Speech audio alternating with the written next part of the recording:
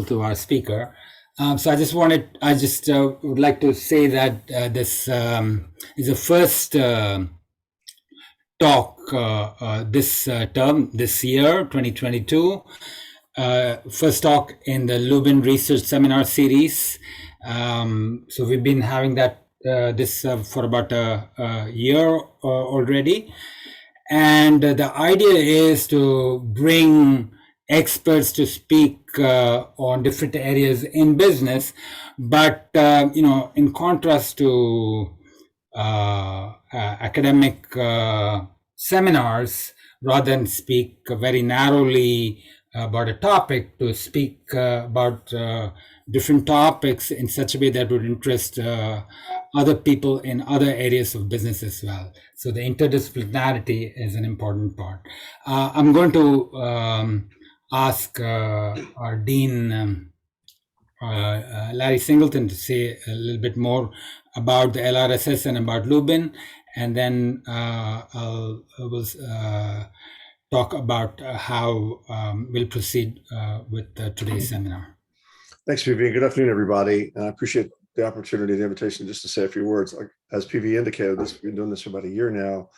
I think it's really good that we're able to bring in outside scholars like Professor Baker to talk about the research, what they're doing from an intellectual perspective. It really lifts up, I think, the research environment that we have here at PACE and Lubin that we want to continually try to improve in that area.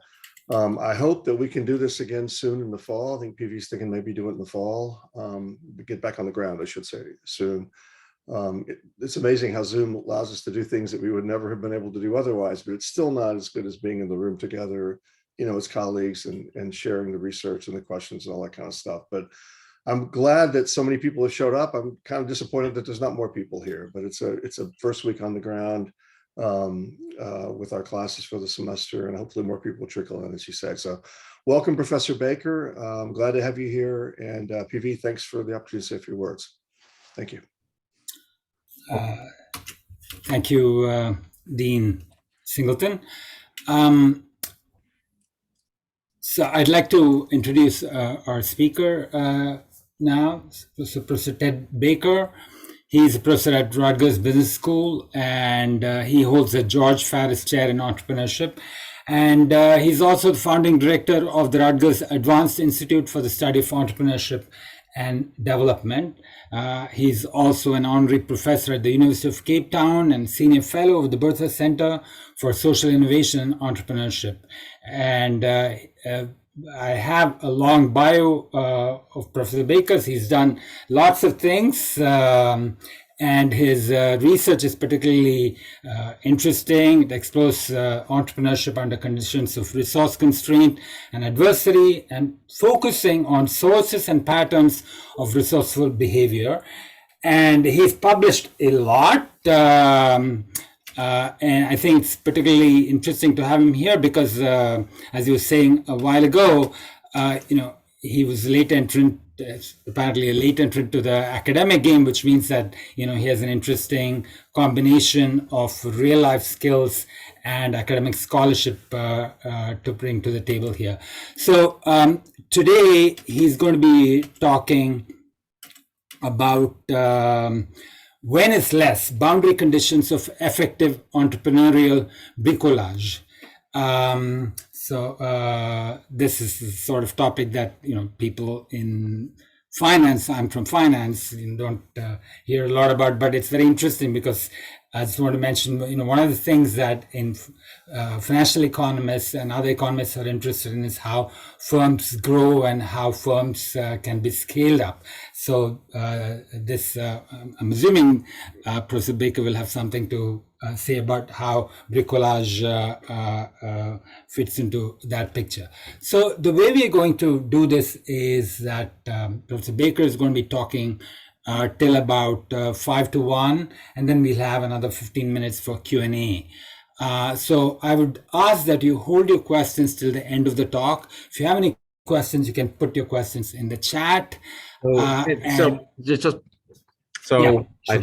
I hate to mess with your plan for this, but since we have a sort of a fairly intimate group, I would kind of prefer, if you don't mind, if people just feel free to stop me and ask questions anytime they want. Like, I could talk about this for the next 10 hours and I could get through what I have to say in about 4 minutes. So Okay. I'm happy for people just and if I don't hear you, yell or something or wave your hands, because I won't notice the chat, and I probably won't notice if you use the hand raise thing. But if you go like this, I'll be able to tell.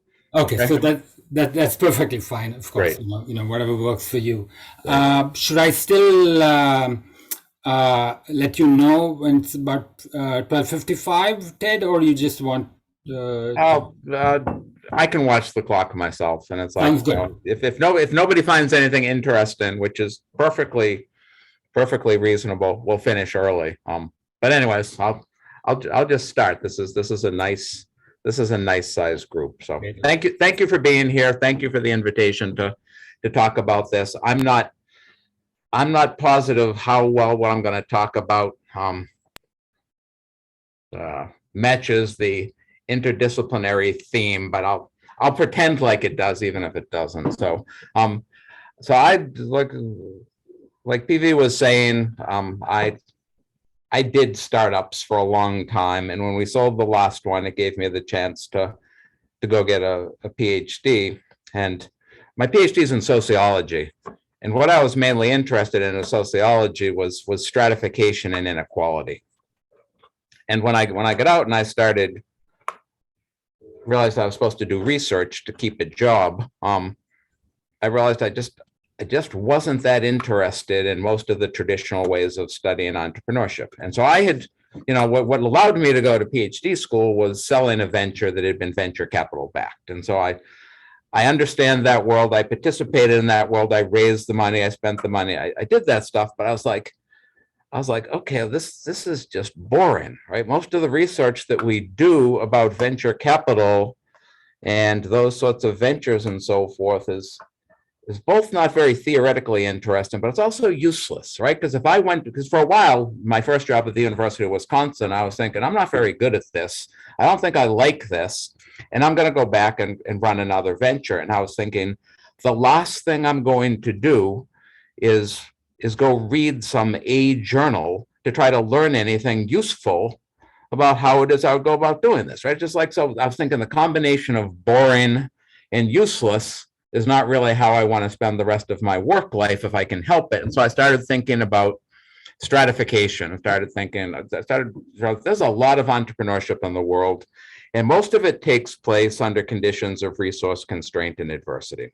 And there's lots of things we can talk about for why businesses don't get the funding they think they need, or that people would think they need to do it. Some of those reasons are good. Some of those reasons are bad. Some of those reasons, involve bias. Some of them are just because the ventures aren't, they're not worthy to be invested in and so forth. My perspective on finance from this comes from, I did my MBA at the University of Chicago, which, even if you're not focusing on finance, an MBA at the University of Chicago is a finance MBA. And my advisor, who I became very close to, was this guy named Merton Miller. And he later won the Nobel Prize, one of the first group to win it in finance. And when I told him I was interested in entrepreneurship, like halfway through the program, he was like, yeah, you're in the wrong place. I'm like, well, what do you mean in the wrong place? He said, well, those of us who believe in efficient capital markets, here's the thing, he said, if you see $100 bill lying on the ground, he said, if you listen to me, you're not going to bend over and pick that up, because if it was real, somebody would have already picked it up before you saw it, right? And he said, that's how we think about entrepreneurial opportunities. They don't really exist, and we don't talk about them, and they don't fit into our theory. And because efficient market theory, it's basically part of your DNA by the time you spend 2 years at the University of Chicago. It took me a long time to start thinking, well, wait a second, there's all these ventures who somehow managed to get by despite not having anybody, having the founders not be rich and not having anybody make any investments in them, right? Most ventures never get any equity investment. A very high percentage never even take on any debt other than maybe personal debt of the founder. So I study entrepreneurship under conditions of resource constraint and adversity. And my thought is that theories of entrepreneurship need to be able to explain patterns and substantive outcomes of resourceful behavior. And we need to understand a lot more about that than we do.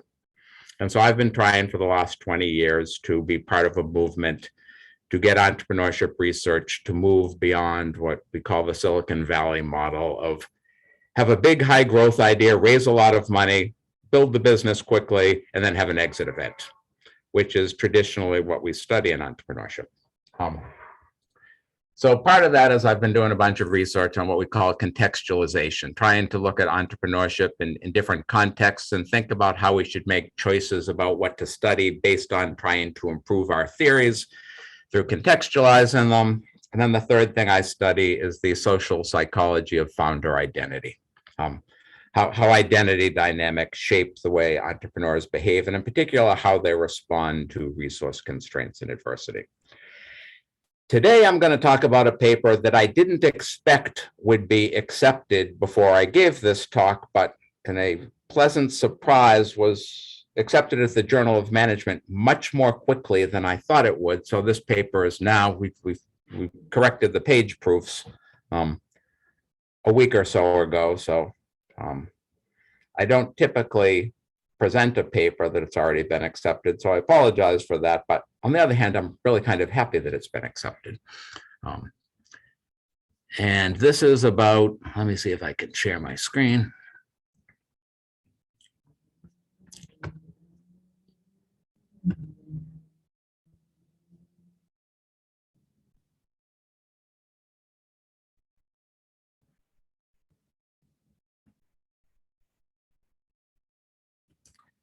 So can you all see something that says boundary can, okay, so this is,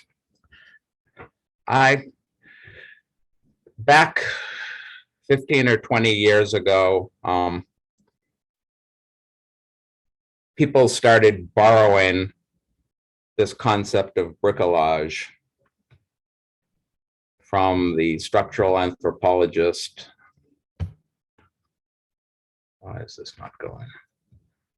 Claude Lévi-Strauss, and trying to apply it in entrepreneurship research. And Lévi-Strauss did not care about anything like entrepreneurship. What he really cared about is how cultures develop new mythologies. And what he was trying to explain is how new mythologies are developed by combining pieces of old mythologies. And he started using this term bricolage to understand this. This concept and this imagery has been incredibly influential against a really wide set of fields. People have applied this in everything from evolutionary biology and genetics to educational theory to software development to you can almost any field you can name, but nobody had applied this within entrepreneurship. And it's sort of like, it's like, what do you do if you need to deal with a new problem or challenge and you don't really have the resources that ostensibly you would need to do this? Nobody had applied this in entrepreneurship research yet. So several of us started exploring what this looked like. And in a paper that Reed Nelson and I published in 2005, we defined entrepreneurial bricolage as making do by applying combinations of the resources at hand to new problems and opportunities. And we did this by surveying the use of this concept across a whole bunch of fields and looking at our field data for this study we were doing at these crappy little businesses in Southern Illinois and a few in Massachusetts, and just trying to figure out like how to conceptualize this. So this is the definition we came up with. This is the definition that most people in entrepreneurship research have worked with since then.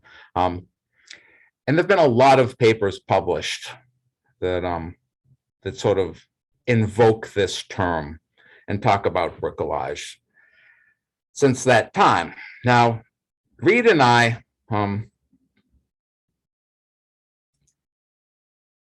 we made fairly small claims in this paper. There's a lot of description. There's a lot of trying to validate and make plausible what we're saying, but there's only two real substantial causal claims.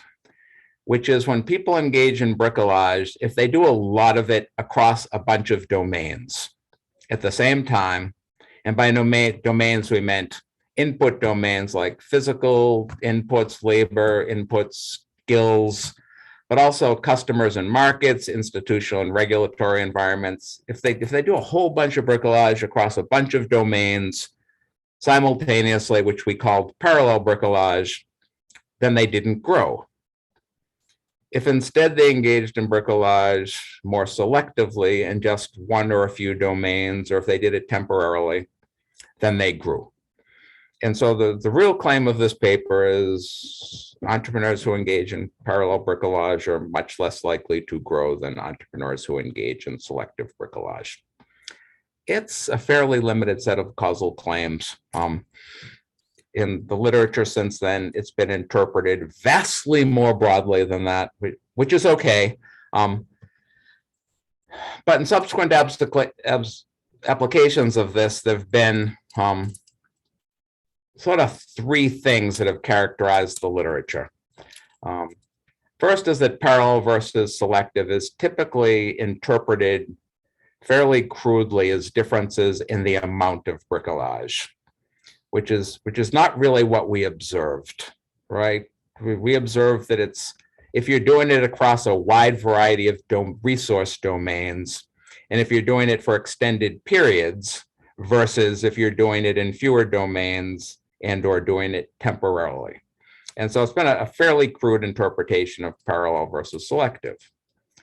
The second is people have come to believe and assume that it's most useful for ventures that are just focused on getting by, right? That this is a way of coping and surviving when you face resource constraints and adversity. And that's sort of the main outcome you can hope for is survival.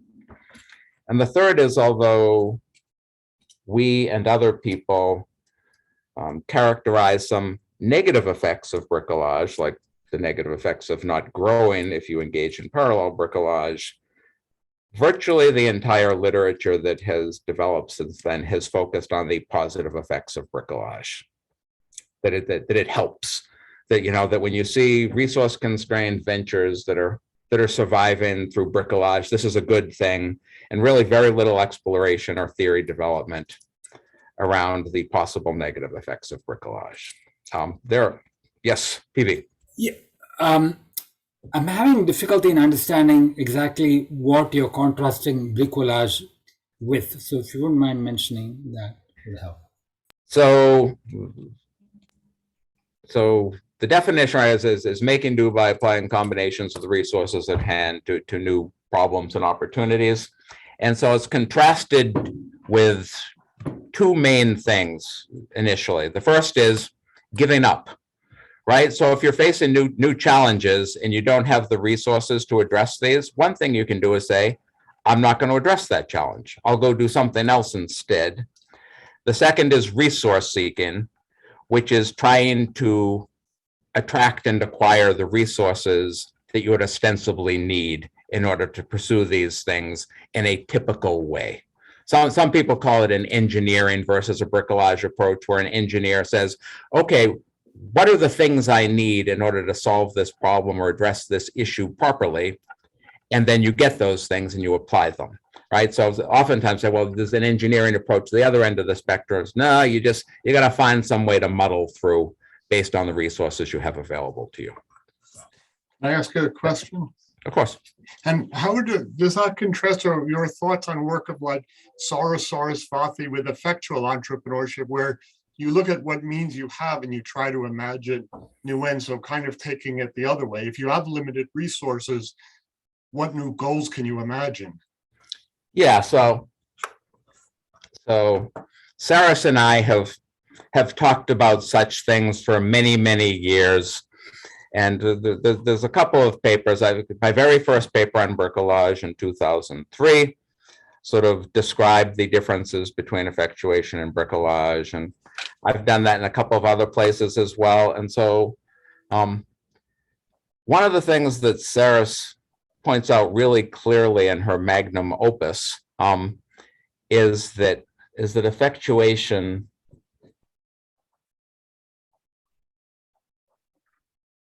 isn't driven by pre-existing goals. She uses more technical language in this, right? But says it isn't like there's something you're trying to do and then you figure out what to do. Instead, it's taking the resources you have, right? And she uses this really cool, right, narrative of curry in a hurry, where it's like it's how it is, you can sort of like, how you're going to make dinner, here's the ingredients I have, sort of thing. The primary contrast that I see, and there's lots of them, is just that. This is somebody is goal driven.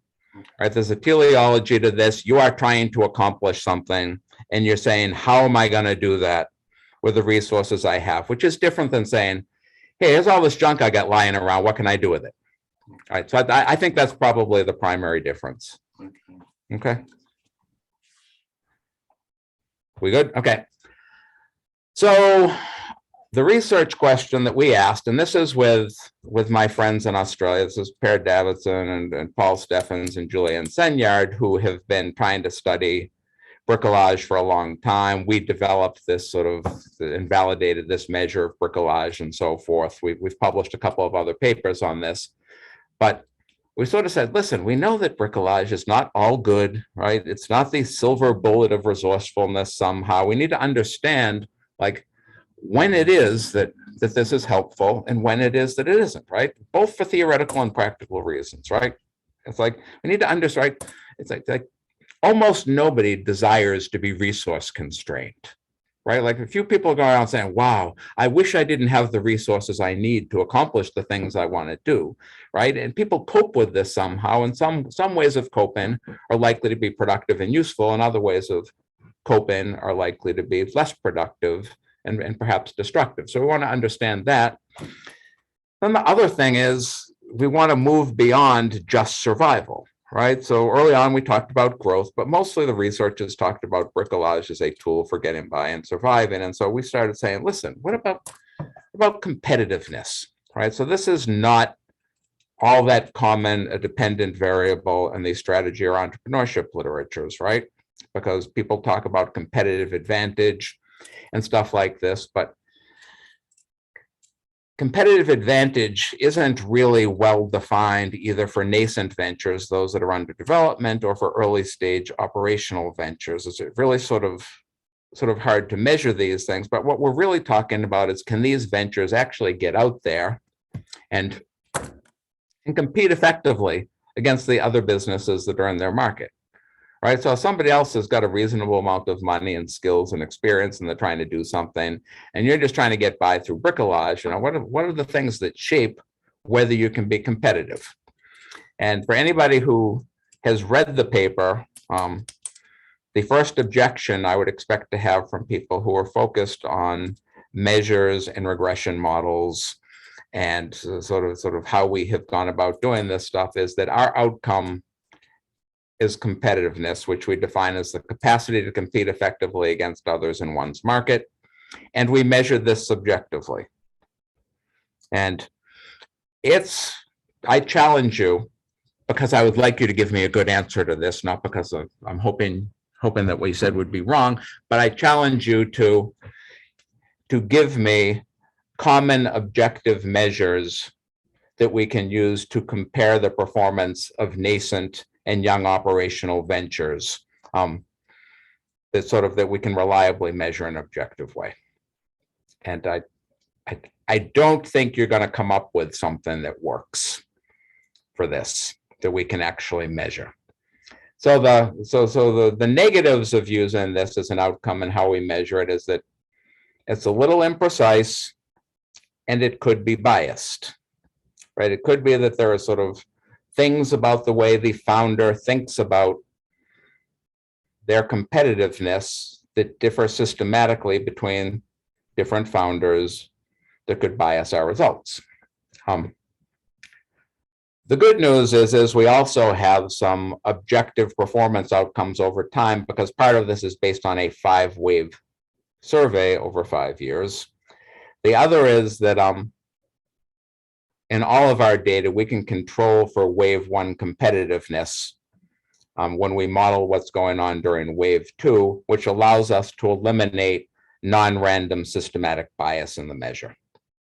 So there's still likely to be some imprecision and some noise in our measure of competitiveness, but the likelihood that it's actually biased in some way that would affect our interpretation of the theoretical results is made much smaller by this approach.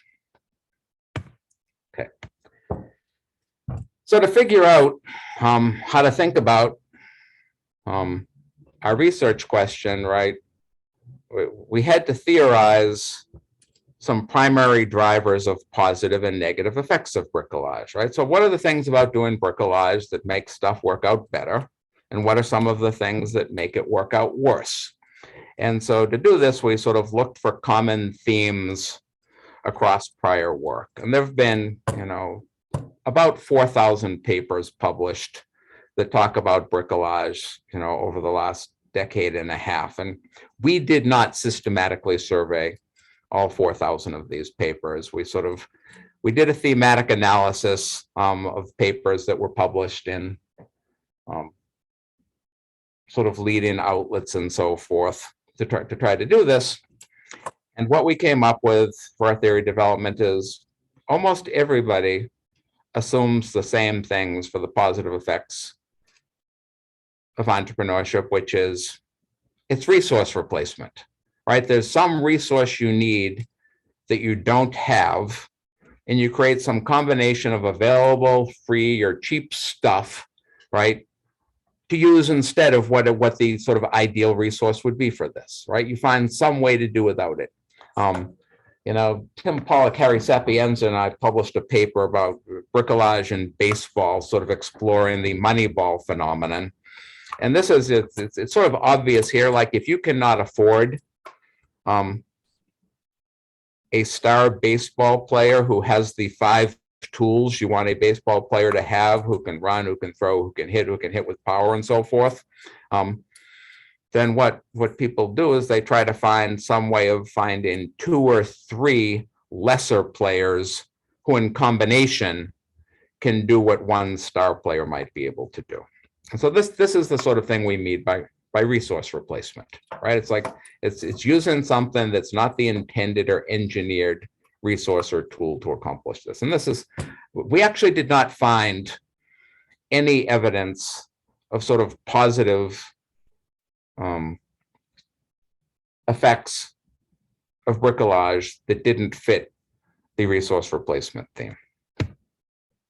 For negative, there's sort of 2 things and then a combination of the 2 things. The first is that bricolage tends to produce what we call second best solutions.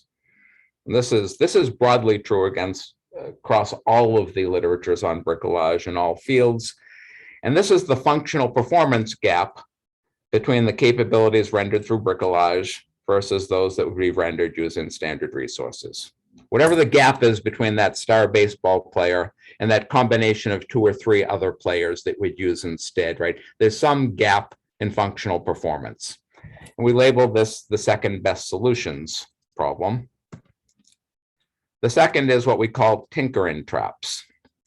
This is the reliability gap between the capabilities rendered through bricolage and capabilities built on more standard resources, right? The sort of jury-rigged solutions that are commonplace in bricolage require more maintenance. They require more attention. They break down. They have to be tweaked. They have to be fixed. And so this is the second negative impact of bricolage that people typically identify. The third thing is the accumulation of compromises. And this is simply the accretion and the intertwining and the mutual reinforcement between second best solutions and tinkering traps. The more you solve things with second best solutions, the more time and energy you have to put to try to keep them working. The more time you're doing that, the more you're going to have to add other second best solutions and so forth. And so there's lots of stories and evidence that people who engage in a lot of bricolage end up spending big chunks of their time and energy just trying to keep things going. Okay. So these are the main drivers of positive and negative effects we theorized. And having done that, we had to think about what are the conditions or contexts that affect the prevalence of these 2 things and the balance between them. And we looked at two things. We looked at whether the venture is pre-operational, which entrepreneurship people call nascent ventures, or whether it's operational. And we did this for a couple of reasons. One is because this is a primary distinction that's made in most longitudinal studies of entrepreneurship these days, right? People are developing these huge multi-wave data sets following what's called the panel study of entrepreneurial dynamics. And people are trying to do representative samples of all of the nascent ventures in a country and of all of the early stage operational ventures. And so this has become an important distinction based on, for better or for worse, the availability of data about this. And these PSED style things have been done in over a dozen countries now. People follow the same pattern. Part of the data we're going to use for this is the Australian version of this, which is called COSI. So what we theorized is that nascent ventures are not yet engaged, right? I mean, the definition is that nascent ventures are not yet engaged in regular transactions with customers. These are people who answer the question saying, are you or is anybody else in your household currently in the process of starting a venture, right? And then if they say yes, they ask them a whole bunch of questions about this. And so there's dozens and dozens of activities that can be included, this and so forth. And then the second driver we're looking at was growth expectations. And we're interested in growth expectations both because, for two reasons. One is because most new ventures have no growth expectations, right? People don't really, I don't know why this isn't more commonly known. Most new ventures do not expect to grow, do not aspire to grow, and do not grow, right? The average venture starts out with one person and an informal helper, and is more likely to shrink over time than it is to grow over time. So the other reason why we did this is because of the prevalence in entrepreneurship in bricolage research of people focusing on survival and just getting by, rather than on ventures being able to grow through bricolage. So here's our theory. What we said is that nascent ventures, right, aren't engaged in regular transactions with customers. They're doing things like looking for a place to have the business, working on a plan, thinking about how they're going to pay for things, maybe figuring out what they're going to do for marketing, doing some competitive research and so forth, right?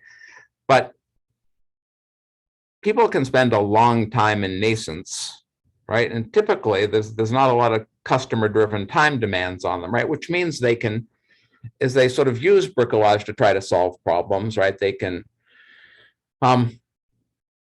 do experiments, they can figure things out, they can reject quick fixes and substandard solutions, try new things and so forth, right?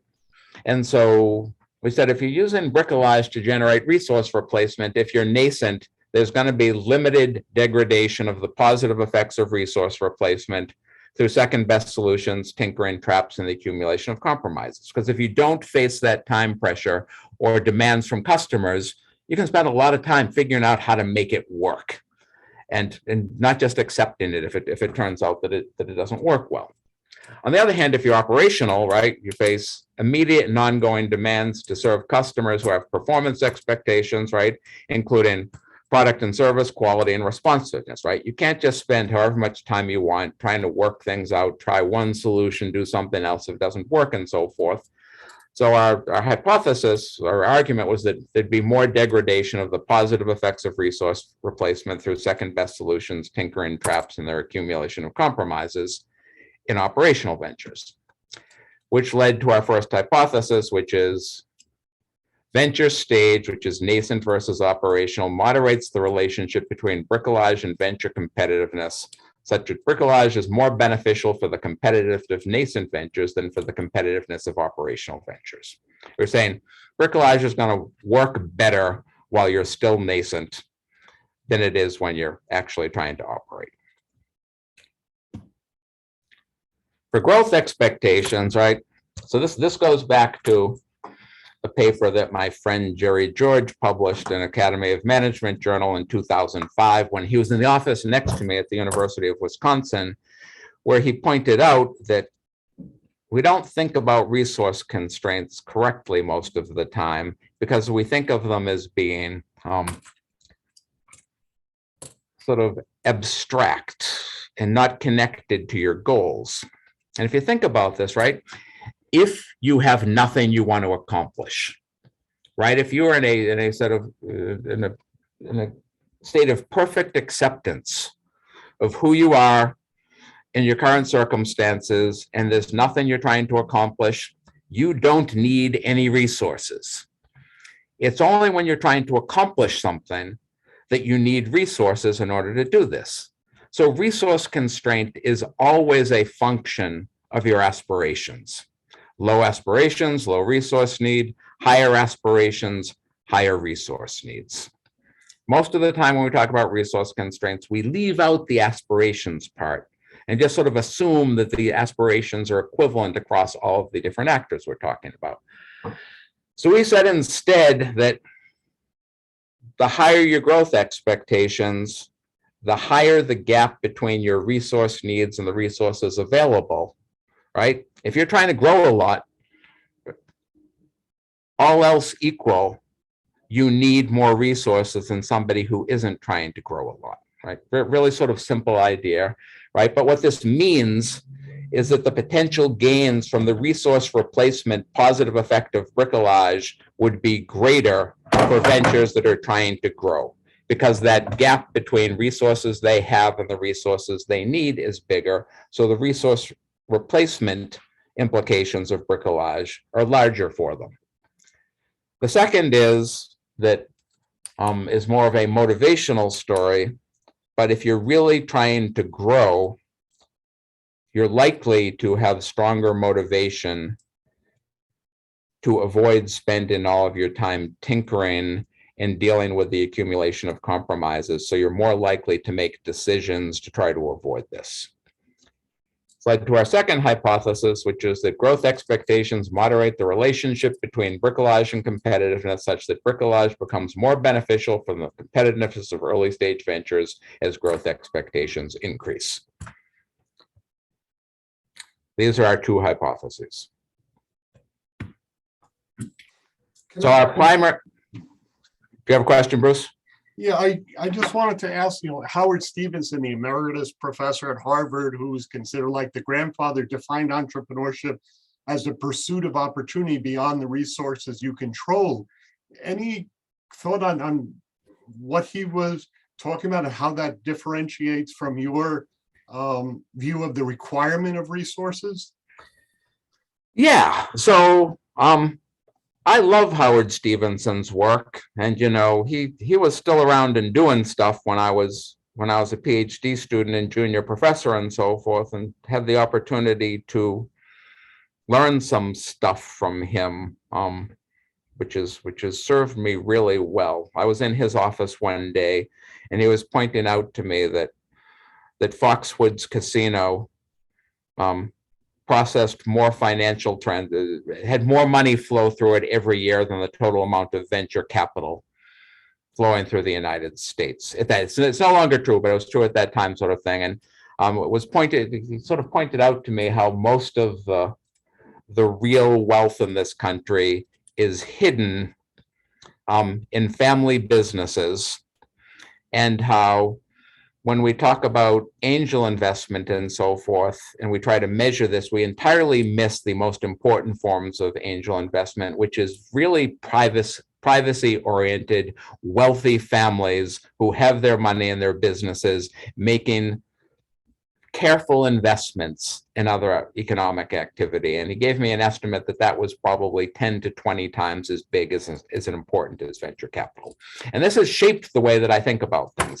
So I'm not going to go into this at great length, and I don't want to tell you to go read another paper, but the 2005 paper with Reed Nelson, we explicitly position this with regard to Howard Stevenson's definition of entrepreneurship as pursuit of opportunity. I think it's actually without regard to the resources you currently control, and we actually disagree with that. We say what we're talking about here is entrepreneurship with close regard to the resources currently controlled. We do in that paper adopt, as I have ever since then, his definition of opportunity, which is a future situation which is both desirable and feasible, which I believe is better than the entire 20-year debate on the nature of entrepreneurial opportunity that we've seen. I believe that his definition is better, and that we could have avoided a whole bunch of argumentation about how many angels can dance on the head of a pin had people sort of embrace this. Is that good enough? Thank you. Yes, thank you. Okay. So our primary sample was a two-wave survey of 155 sort of what at the time we called high potential ventures, right? We talked to a whole bunch of different people who dealt with entrepreneurs in Australia. And this is a purposive sample. The reason why we did this is because when you take a nationally representative sample, you get very, very few ventures that have high growth expectations. Like I said, most ventures don't grow, don't expect to grow, don't aspire to grow, right? This follows what my colleague Chris Crawford has labeled a power law distribution. You have lots and lots and lots of low expectation ventures, and then a tail of very high expectation ventures. In a random sample, you just don't get enough variance in growth expectations. So we started with generating the sample of ventures with adequate variation in their growth expectations. Then we have a secondary sample that we use for robustness tests, which is a multi-wave sample designed to be representative of all early stage ventures in Australia. We can't claim that it's actually a probability sample of all of these because of changes in landline phones versus cell phones and so forth. And it's not, we can't prove that the random digit dial-in that we did for this actually ended up with a completely representative sample, but it's as close as you can get. For measures for competitiveness, we created a new measure. We drew on existing scales, right? Like I said, we measured this at wave 2, controlled for it at wave 1. It's mostly about founders' perceptions of different elements of their business that give them an advantage or disadvantage versus the folks they perceive as their competitors. The Bricolage scale is one that Per Davidson, Julian Senyard, and I developed and validated. There's been a couple of dozen studies published using this. There's probably 3 dozen more that are in the works. It's not a bad scale, if I do say so myself. You know, the definition of nascent is standard in this literature, which is that they've engaged in concrete startup activities, but they're not yet operational. Operational is that they've generated enough revenue to cover costs for at least one reporting period, and they're less than 3.5 years old. And we measured growth expectations as expected sales. So our results, the first one is that Bricolage is more useful for the competitiveness of nascent ventures than for operational ventures. We found strong support for this. It has no overall effect on the competitiveness of operational ventures, but it increases the competitiveness of nascent ventures. Our second results become more interesting. This is that growth expectations will moderate the relationship between bricolage and competitiveness, such that bricolage is more beneficial for the competitiveness of early stage ventures, which is both categories together, as growth expectations increase. This hypothesis is not supported. So we did some post hoc investigation to try to figure out why it wasn't supported. And what we found out is that bricolage increases the competitiveness of nascent ventures regardless of growth expectations. But for operational ventures, the net effects of bricolage are highly dependent on growth expectations.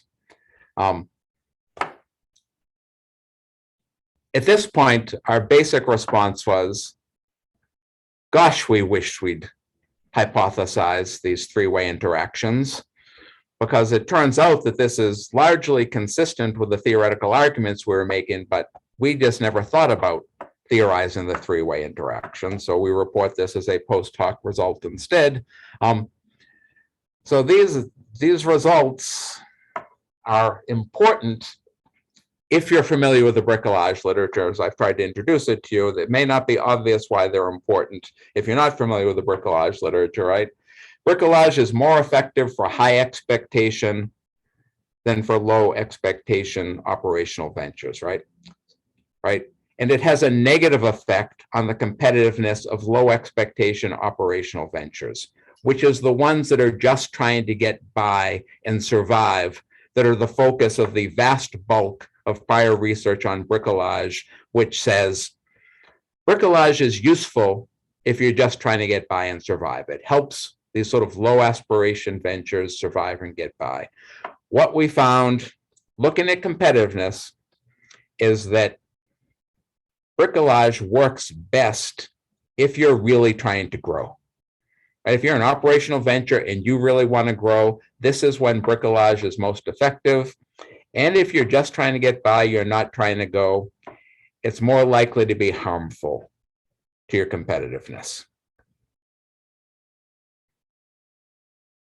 This is strikingly, seemingly contradictory to virtually everything that's been assumed about bricolage for at least 15 years.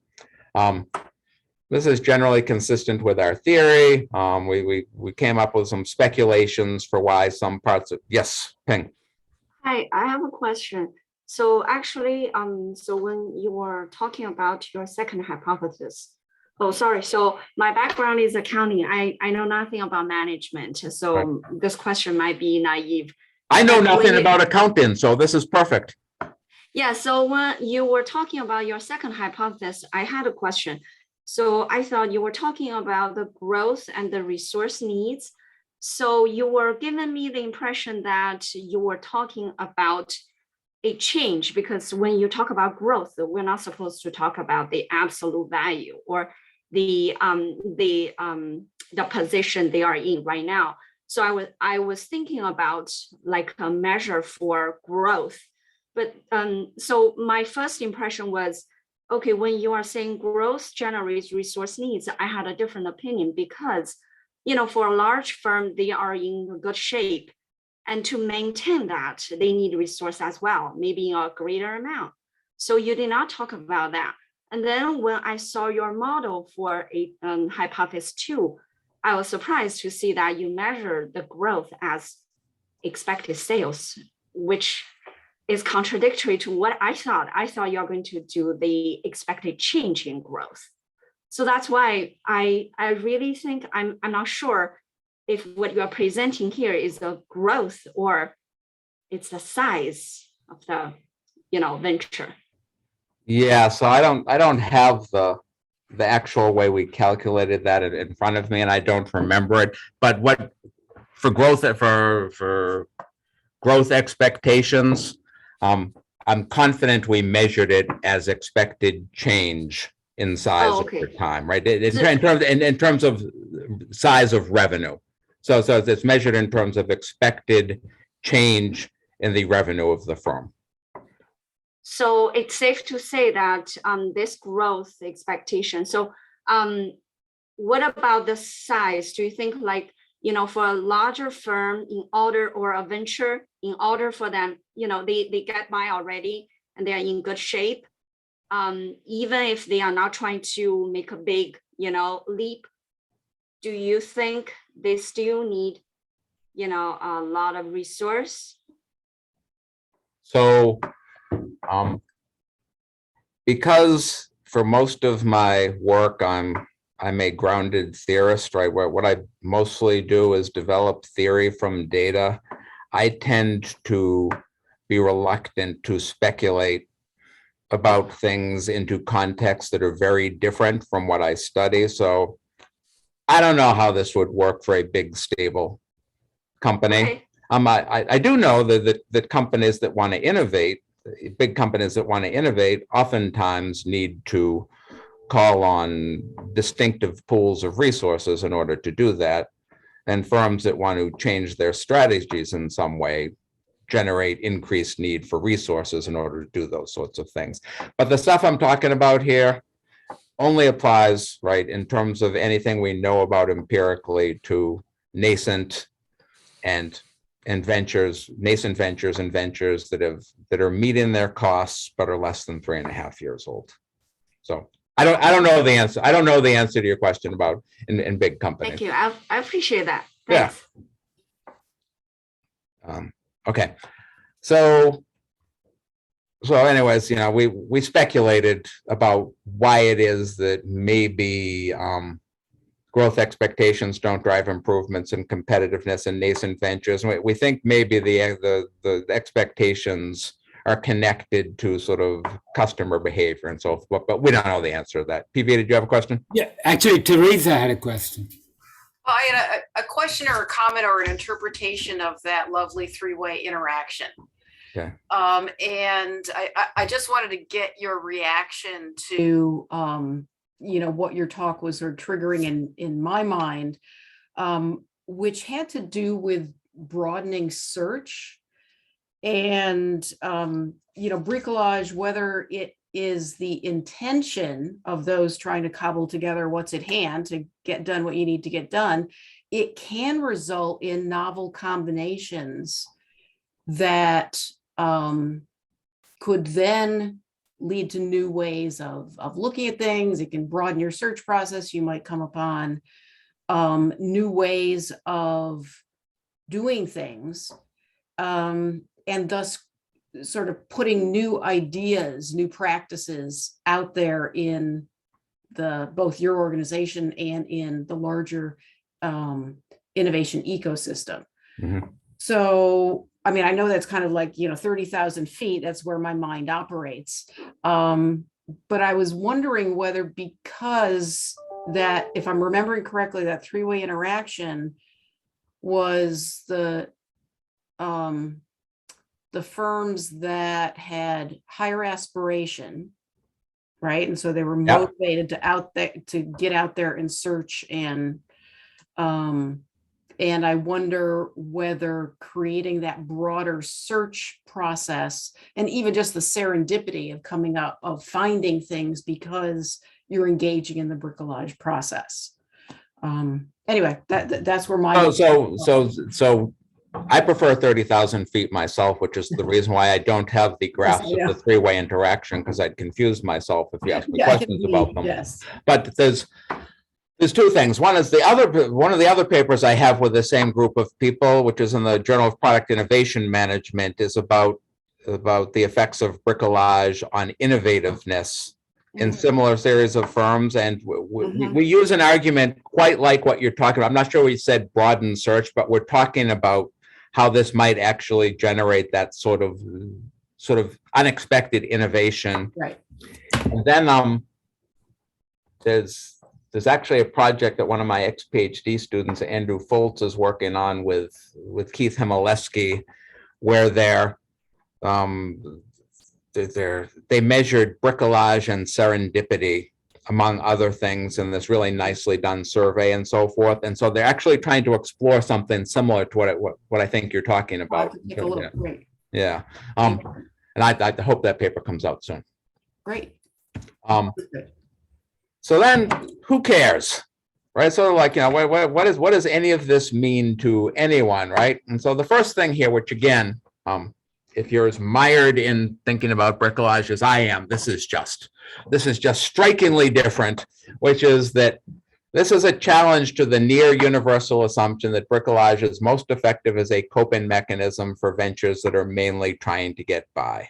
Right, you could pick 100 papers to talk about bricolage at random, and the likelihood is all of them would be talking about this as sort of a coping mechanism, right? It's like I study struggling ventures in informal settlements around Cape Town, South Africa, with some University of Cape Town PhD students, right? This is the sort of place that people talk about, like bricolage being useful, like businesses that you don't expect to be able to survive or make any money, manage to do it through bricolage. You don't expect it to be businesses that are actually trying to grow, and that are growing. But it doesn't challenge, right, the idea that bricolage is useful and commonplace for coping and survival, right? Part of the problem is trying to distinguish different outcomes, right? The same things that are good for one thing aren't necessarily going to be good for something else. So I think the evidence is pretty much overwhelming that bricolage is a pretty good survival and coping mechanism. But if what you're really trying to do is compete effectively against other firms in your market, there's some real ways that this can hurt you. And so the question is, what are the outcomes we care about? That, by the way, is a business in an informal township outside of Cape Town, run by a person I consider to be the most skilled entrepreneur I've ever met anywhere in the world. But that's a different story. Right, it complements and provides a broader framework for distinguishing the positive and negative effects of bricolage. So there's two papers that have come out recently, one by Christian Bush at NYU, and one by Ray Pins and Sophie Bach and some people that are actually arguing. These are the first papers I've seen in 15 years talking about bricolage driving growth. And one of these papers says the way you do this is by scaling through replication, by creating a small venture through bricolage and then repeating it in other places. And they show that a bunch of social ventures are able to do this. And then Christian Bush is talking about sort of optimized patterns of oscillation between resource seeking and resourcefulness in the form of bricolage, and how ventures are able to grow by moving back and forth between these. And so we think we're providing a platform to start to theorize what the mechanisms are that help us to explain when bricolage can generate growth and when it can't. Sort of a methodological implication of this, which is, so I don't know if person in Ping, I don't know if in accounting anybody ever talks about grounded theory, or if that term is at all familiar to you, but grounded theory is when, rather than you have a theory and you use data to test it, it's about creating theory to try to explain data you have at hand. And that's what most of my papers are grounded theory papers. Is that all like empirical studies about? So it's not starting with theory. It's starting saying, to the extent you can, say, I don't know anything. What's going on here? Is there existing theory that can explain this? Or do I need to generate new theory to explain it? And I follow a particular methodology, and almost everything I do, it's a methodology that was developed by this woman named Kathy Eisenhardt at Stanford. And it involves what's called cross-case comparison. You take some dimension of interest and you look at cases that are sort of way on one side on that dimension or way on the other side to try to get visibility into the mechanisms that are driven by this stuff.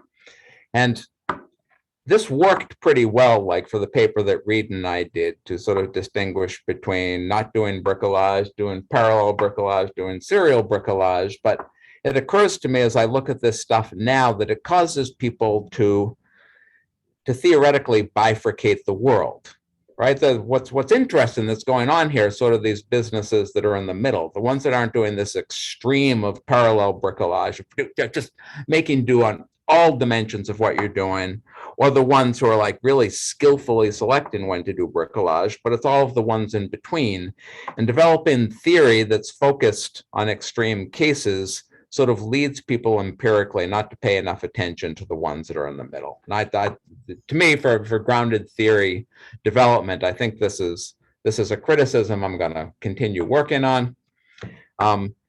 If you're familiar with Herb Simon's notion of satisficing, right? Satisficing is the argument that businesses, rather than trying to optimize in general, keep trying to do something until they reach an acceptability threshold. An acceptability threshold is just what they seem as good enough. And once they get to something that's good enough, they stop trying to improve it and they put their attention on something else. And he and James March sort of demonstrated this across a large variety of contexts and so forth. And we've thought about bricolage before as your acceptability threshold is whatever you can accomplish, that's good enough. right? Sort of like that there's no other standard. And one of the arguments we make in here is that by applying the satisficing lens, we can start to try to understand how it is that some ventures that start out under-resourced, engaged in bricolage, nonetheless manage to move away from that, engage selectively in bricolage, and eventually move towards resource seeking. And then the final point is we still know very little about what it means to be good at bricolage, right?